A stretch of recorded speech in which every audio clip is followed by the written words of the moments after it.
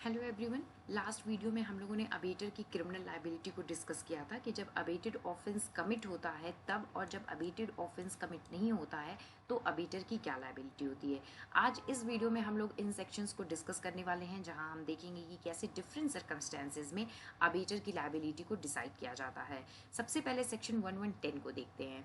तो यहाँ पे जब भी अबेटर किसी ऑफेंस का अबेटमेंट करता है और जो अबेटेड पर्सन है वो उस एक्ट को एक डिफरेंट इंटेंशन और नॉलेज के साथ कमिट करता है, मतलब कि अबेटर और अबेटेड पर्सन, इन दोनों का इंटेंशन और नॉलेज अलग अलग है उस ऑफेंस को करने के लिए। लेकिन ये चीज पूरी तरह से सेक्शन 1110 में इमटेरियल है। जैसे ही वो एक्ट कमिट होता है, अबेटर जो है वो उस मेन ऑफेंस के लिए ही लाइबल होगा, एज दो he himself had committed the offence with such intention और नॉलेज। तो यहाँ पे अगर अबेटेड पर्सन का इंटेंशन और नॉलेज डिफरेंट है तो इस चीज का बेनिफिट अबेटर को नहीं मिल रहा है। वो सेम मेन ऑफेंस के लिए ही उसको पनिशमेंट दी जाएगी। लेकिन एक चीज यहाँ पे ध्यान रखिएगा कि जो एक्ट होगा वो सेम होना चाहिए, मतलब कि जो अबेटेड एक्ट था और जो एक्ट किया गया वो दोनों सेम होना चाहिए। तो अबेटर की लायबिलिटी ऐसे 1110 में डिस्कस की जाती है, डिसाइड की जाती है। अब हम देखेंगे सेक्शन 111 को।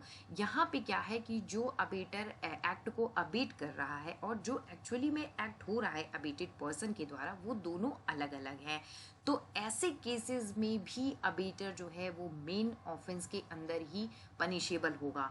तो मतलब इसका क्या रीज़न है, तो देखिए ये चीज़ जो है वो इस प्रिंसिपल पे बेस्ड है कि यहाँ पे प्रिज्यूम किया जाता है हर पर्सन जो है उसको अपने एक्ट का नेचुरल और प्रोबेबल कॉन्सिक्वेंस पता होता है। तो जब भी अबेटर किसी ऑफेंस को अबेट करता है तो उसके इस टाइम में भी ये प्रिज्यूम किया जाता है कि उसको अपने एक्ट का कॉन्सिक्वेंस पता होगा। लेकिन 111 के अंदर अबेटर की लायबिलिटी को डिसाइड करने के लिए एक बहुत इंपॉर्टेंट टेस्ट है जो कि उसके प्रोवाइजो में दिया गया है, और वो है प्रोबेबल कॉन्सिक्वेंस। तो प्रोबेबल कॉन्सिक्वेंस का क्या मतलब होता है? प्रोबेबल कॉन्सिक्वेंस का मतलब होता है नेचुरल कॉन्सिक्वेंस। अब देखिए ये जो प्रोबेबल कॉन्सिक्वेंस वर्ड है ये बहुत बड़ा है, तो यहाँ पे हम पहले से कोई लिस्ट डिसाइड नहीं कर सकते हैं कि इसमें कौन सा चीज़ आएगा कौन सा नहीं आएगा। तो ये कोड जो है वो केस के फैक्ट्स और सर्कमस्टेंसेस को देख के डिसाइड करती हैं, ये वेरी करता है केस टू केस।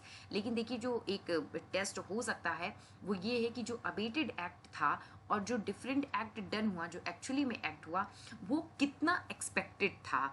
उस अबेटमेंट में ये कितना एक्सपेक्ट किया जा सकता था कि हाँ ये एक्ट भी हो सकता है। अगर वो एकदम से अनयूजुअल और अनएक्सपेक्टेड एक्ट है तो अबेटर जो है वो 111 के अंदर लाइबल नहीं होगा। लेकिन अगर वो एक्सपेक्टेड एक्ट था तो वो 111 में ही लाइबल होगा। एक इलस्ट्रेशन इसका देख लेते हैं जो इसी सेक्शन का है कि ए अगर बी को इंस्टिगेट करता है कि वो जेड के घर में आग लगा दे, और उसी सेम टाइम पे वो वहाँ पे थेफ्ट भी कमिट करता है। तो देखिए जो थेफ्ट है वो एक डिस्टिंक्ट और डिफरेंट एक्ट है, और ये एक्सपेक्टेड एक एक्ट नहीं है, एक प्रोबेबल कॉन्सिक्वेंस नहीं है। तो ये यहाँ पे सिर्फ उसी ऑफेंस के लिए लाइबल होगा जो उसने अबेट किया था। लेकिन इसमें ही हम एक और एग्जांपल देख लेते हैं। मान लीजिए कि बी जो है जब वो जेट के हाउस को आग लगा रहा था तो उस टाइम पे कोई पर्सन की डेथ हो जाती है, वो कोई उसमें जल जाता है, मर जाता है। तो ये एक एक्सपेक्टेड एक्ट है कि अगर आप किसी घर के आग लगाने बोल रहे हो तो वो आग थोड़ा फैल सकता है, थोड़ी दूर तक जा सकता है, कोई पर्सन खड़ा हो या उस घर में ही कोई मौजूद हो तो किसी की वहां पे जल के मौत हो सकती है। तो ये प्रोबेबल कॉन्सिक्वेंस है, ये टेस्ट यहाँ पे किया जाएगा। और फिर जो यहाँ पे ए है, जो अबेटर है, वो मर्डर के लिए लाइबल होगा, ना कि सिर्फ घर में आग लगाने का अबेटमेंट करने के लिए।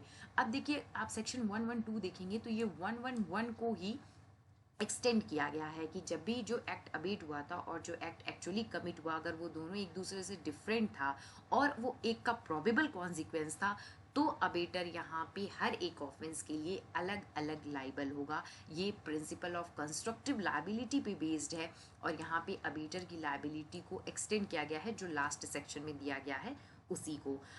अब अगर हम जैसे अगर उसका एग्जांपल देखते हैं, जो वो हाउस बर्न करने के लिए अबेट करता है तो यहाँ पे वो उसके लिए अलग लाइबल होगा हाउस बर्न करने के अबेटमेंट के लिए। और जो मर्डर हुआ जिसमें पर्सन की डेथ हो गई जल करके, उसके लिए अलग से अबेटर लाइबल होगा। तो दोनों में उसको अलग अलग पनिशमेंट मिलेगी। अब हम 113 को देखते हैं। 113 में क्या होता है कि जो अबेटेड एक्ट है और जो एक्ट हुआ है वो दोनों सेम है। यहाँ पे अबेटेड एक्ट सेम रहता है लेकिन इफेक्ट अलग अलग हो जाता है। मतलब कि यहाँ पे अबेटर जो है वो एक डिफरेंट इफेक्ट कॉज करना चाहता था, लेकिन एक्चुअली में जो इफेक्ट कॉज हुआ वो उससे अलग था। तो यहाँ पे अबेटर जो लाइबल होगा वो उस इफेक्ट के लिए लाइबल होगा जो एक्चुअली कॉज हुआ है। अब देखिए लास्ट सेक्शन में टेस्ट था प्रोबेबल कॉन्सिक्वेंस। यहाँ पे जो टेस्ट होता है वो ये होता है अबेटर का नॉलेज, कि वो जानता था कि उसके एक्ट का और क्या इफेक्ट हो सकता है। तो यहाँ का टेस्ट नॉलेज होता है, ना कि प्रोबेबिलिटी होती है। अब इसको अगर हम एक इलस्ट्रेशन से देखें तो यहाँ पे अगर ए बी को इंस्टिगेट करता है कि वो जेड को ग्रीवियस हर्ट कॉज करे और बी ऐसा करता भी है, लेकिन उस ग्रीवियस हर्ट की वजह से जेड की डेथ हो जाती है।